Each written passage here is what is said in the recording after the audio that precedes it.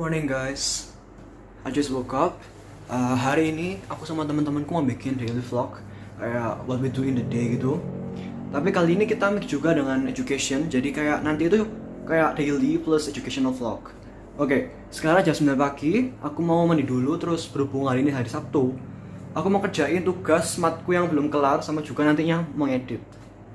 See you.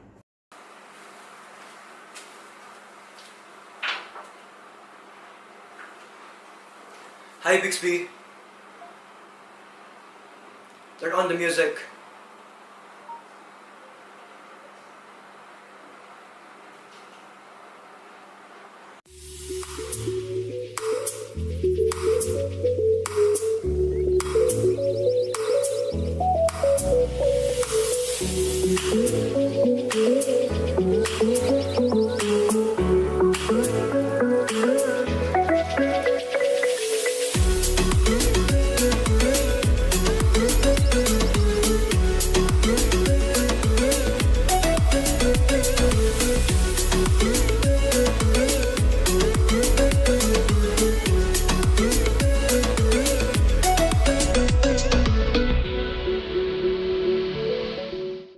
Halo.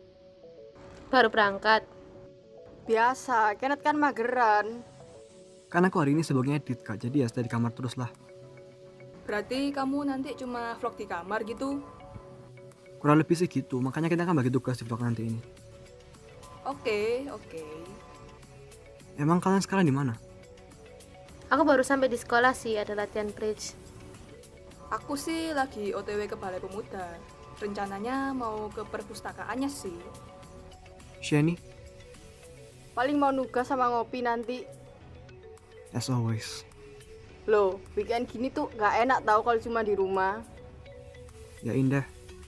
Guys, nanti sore kumpul di tempat Kenneth ya. Kamu bisa kan, Nat? Kalau sore sih available aku. Sip, Oke, see you soon guys. Bye. bye. Bye. Bye. Oke guys, sekarang aku lagi mau TW ke minimarket di dekat sini buat beli beberapa snack biar nemenin aku waktu ngedit nanti. So, sekarang aku bakal oper vlognya ke Marcella. See you. Nah, sekarang aku udah ada di sekolah, cek. Yuk, sekarang kita masuk ke topik Bhinneka Tunggal Ika, berbeda-beda tetapi tetap satu jua. Kalian pasti nggak asing kan sama kalimat ini? Ya, Unity in Diversity atau Bhinneka Tunggal Ika menjadi tema kita pada kali ini. Semboyan Bhinneka Tunggal Ika sendiri berada pada kaki burung Garuda Pancasila, dasar negara kita. Dan ya, setiap sekolah pasti memiliki ratusan siswa. Dari ratusan siswa tersebut, pasti ada yang dinamakan keragaman. Entah keragaman suku, budaya, agama, dan bahasa. SMAK Stella Maris tentu juga memiliki banyak keragaman, mulai dari siswa yang bersuku Jawa, Madura, Ambon, NTT, Manado, Cina, dan lain-lain. Jangan salah, meskipun Stella Maris adalah SMA Katolik, tapi di sini juga ada siswa-siswi beragama Kristen, Buddha, Islam, dan Konghucu. So, keragaman bukan batasan kita untuk bersosialisasi dan belajar dalam satu naungan atap alma mater yang sama. By the way, kalian udah baca berita belum? Ada kabar terbaru nih, yaitu mengenai bencana alam di NTT. Banyak dari teman dan saudara kami yang berada di NTT. Tanggal terjadinya banjir sekitar 4-6 April 2021. By the way, for your information, diketahui juga mitigasi untuk mengurangi resiko banjir antara lain 1. Pembangunan waduk atau bendungan, 2. Pembangunan tanggul, dan 3. Pembangunan kanal. Dengan adanya kabar tersebut, SMAK Stella Maris berusaha meringankan korban dengan mengirim sumbangan lewat dana APP yang diberikan oleh siswa sebagai bentuk kasih untuk korban bencana, mengingat saudara dan teman kami yang berada di NTT. So, semakin menunjukkan kan guys, kalau keberagaman bukanlah halangan kita untuk bersosialisasi maupun belajar bersama, namun juga bisa untuk menciptakan sebuah keharmonisan. Oke, sebentar lagi latihan bridgeku dimulai. Aku akan menunjukin beberapa hal tentang bridge.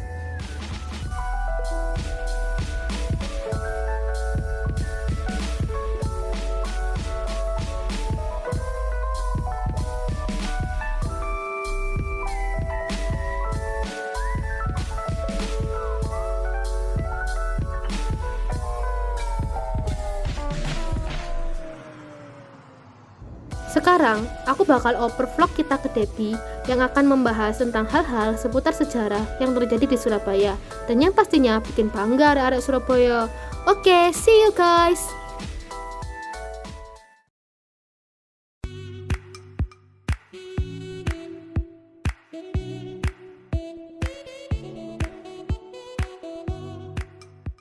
Halo Rek, karena di Balai Pemuda aku nggak diizin masuk, jadi aku record di kota tua aja ya. Tapi tenang, aku bakalan tetap cerita tentang sejarah Balai Pemuda kok. Oke, kalian ada yang tahu gak sih sejarah dari gedung Balai Pemuda? Enggak? Oke, kalau gitu hear me out ya. Pada tahun 1907 sampai 1945, gedung ini dimiliki oleh kumpulan orang Belanda yang bernama De Sipangse. Gedung ini digunakan untuk sarana hiburan orang Belanda, seperti berpesta, berdansa, dan bermain bowling.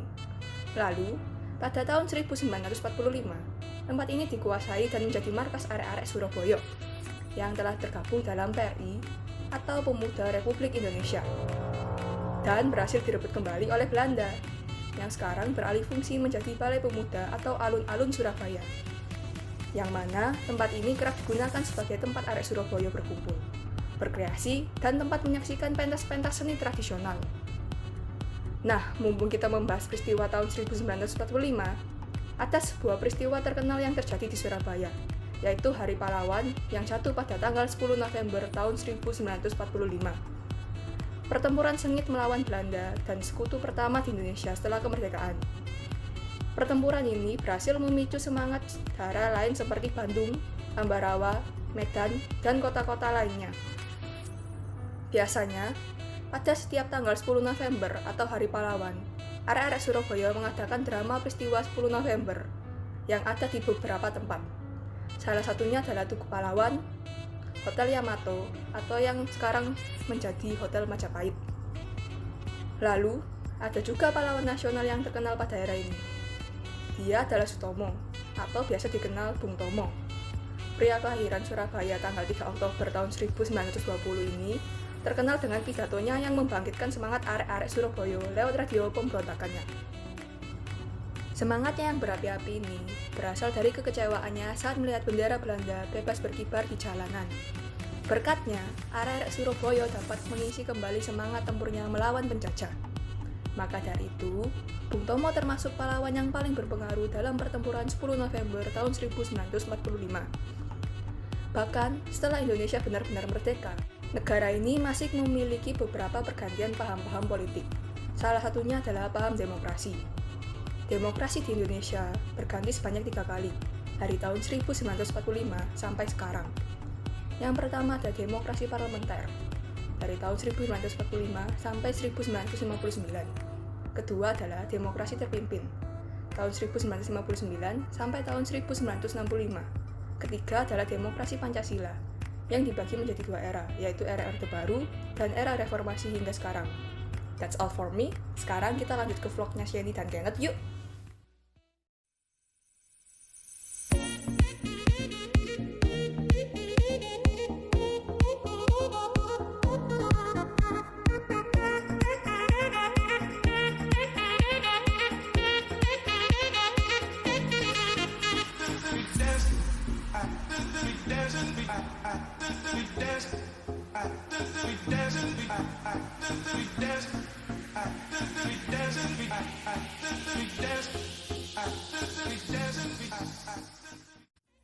Halo Halo semuanya. semuanya. Sebagai orang Indonesia, pastinya kita bangga dong memiliki banyak artis-artis yang populer seperti Agnes Mo, Anggun, Niki, Rich Brian, Stefani Putri, bahkan Dita Karang.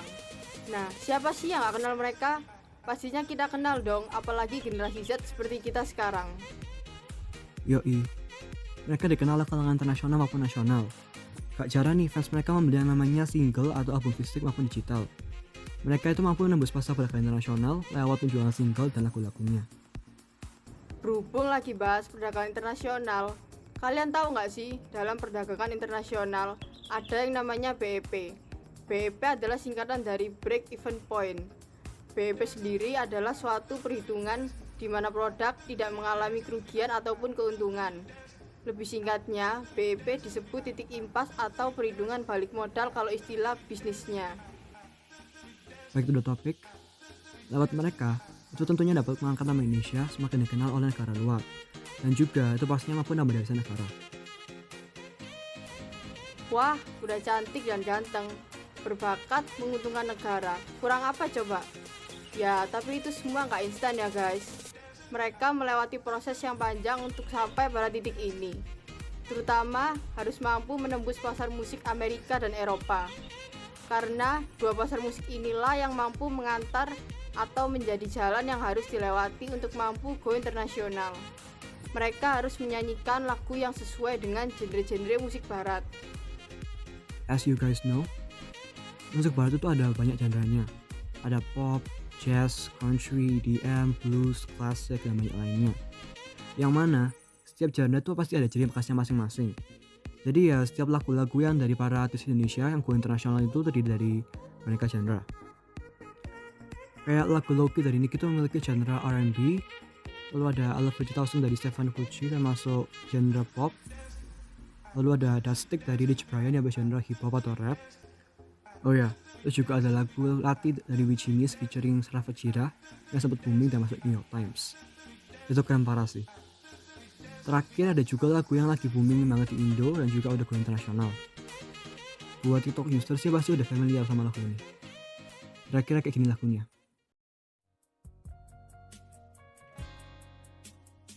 I want you to take me home, I'm falling. Love me long, I'm rolling, losing control, body and soul. Once and for sure, I'm already yours. Walk you down, I'm all in. Hold you tight, you call in. I take control, body and soul. Once and for sure, I'm already yours. Anjay, tapi emang lagu itu lagi viral sih. By the way, baterai HP ku mau habis nih. Udah dulu ya, nanti kita jadi kumpul di tempatmu kan. Yoi. Oke guys, sekarang aku mau lanjutin edit dulu. Karena nggak ada yang interesting, jadi aku bakal skip vlog kali ini sampai mereka datang ke tempatku. See you.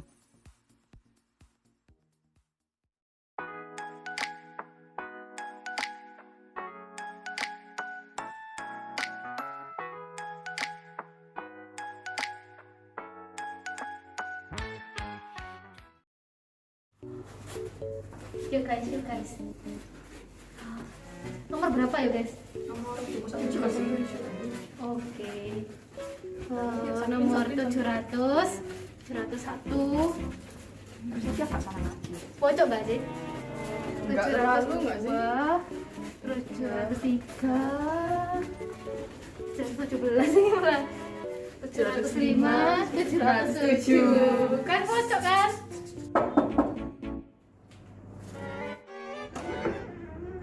Gitu gak ngabari. Hai bro, nggak diizinin masuk. Kita udah bawa jajan sendiri nih. Kita tuh ngerasa di rumah orang tuh tahu diri gitu mau jajan. Agak usah. Sanitizer guys, sanitizer. Corona, jangan lupa. Nah, sekarang kita udah berempat. Formasi lengkap, cek. Nah, seharian kita kan udah vlog tuh ya. Kita ngapain aja sih seharian, yuk kita rangkum. Yang pertama aku ke Starma kan ya, latihan bridge ternyata sampai sore karena persiapan buat eliminasi. Terus habis gitu dilanjut Debbie ke Balpom kan niatnya. Ya, tapi nyasar Ke balai kota. Habis gitu jalan ke Balpom. Nah, habis di Balpom kita di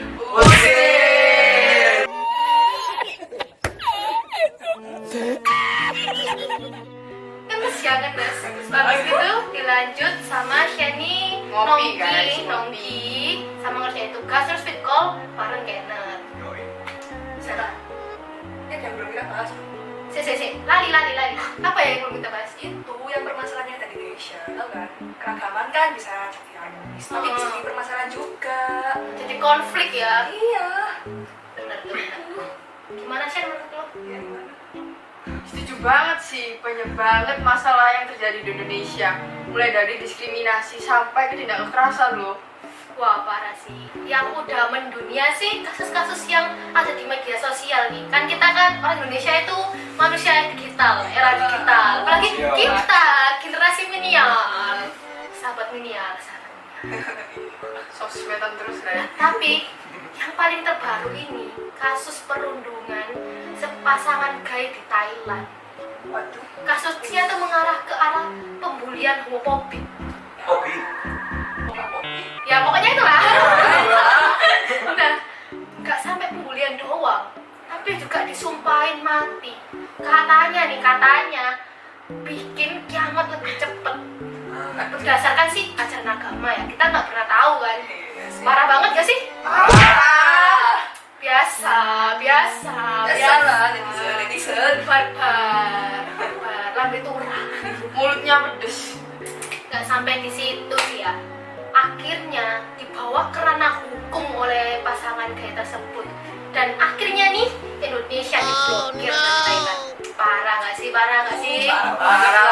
Ya ampun, malu-maluin gak sih? Malu banget. Justru emang kasus kayak gini sih yang akhirnya tuh ngebuat Indonesia tuh kayak dikasih julukan negara tergak sopan asal negara oleh Microsoft beberapa bulan yang lalu. Sebentar, tau gak sih? Gara-gara kasus itu ya, netizen Indonesia tuh ya nyerang IG-nya Microsoft. Wah, Kak Trimo. Terus gara-gara itu akhirnya akunnya Microsoft itu matiin notif itu komentarnya. Wow, kolom komentarnya dimatiin Ya lah, guys. komennya pedes ya ampun. Cukup parah juga ya. Padahal satu masalah aja belum selesai, udah bikin masalah lain. Nambah. Seharusnya kita tuh introspeksi diri, bukan malah memperjelek nama bangsa kita. Setuju. Seenggaknya kita dukung lah artis yang udah go internasional. Kamu udah loh go internasional itu. Contohnya kayak voting, terus kita beli albumnya gitu tuh Nah, bermanfaat gitu. Ngapain sih komennya Kalau jelek-jelek? tapi album fisik lah, album di kita kan bisa lewat medsos, lewat HP, Spotify dan lain-lain itu bisa. Itu ya. Oke guys, sampai di sini dulu ya vlog kita kali ini karena durasinya tuh udah cukup panjang ya perjalanan kita. Iya, benar. Panjang banget. Thanks so much for watching. It means a lot to us. Jangan lupa ya, di subscribe sama nyalain loncengnya. Jangan lupa like, comment, and share ke teman-teman kalian ya. Wajib. Wajib. Bye. Bye.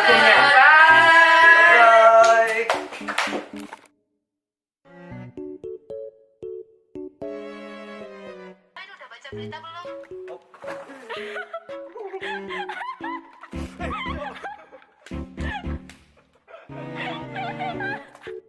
Sampai kalau lama di bro.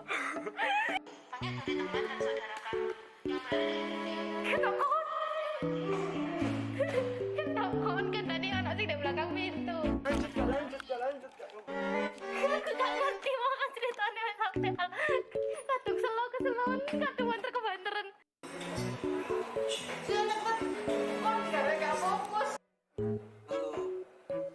Baru berangkat. Biasa, Toilet. Aku di belakangku tuh. Hey Bixby. Hey Bixby. Aku nggak tahu Bixby ya. 3. Balik. 1, 2, 3.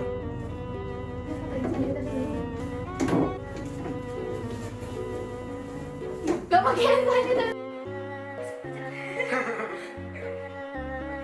Kat. kaget sih bang merah-merah. Bisa jadi guru ngomong Jawa ya. Woi.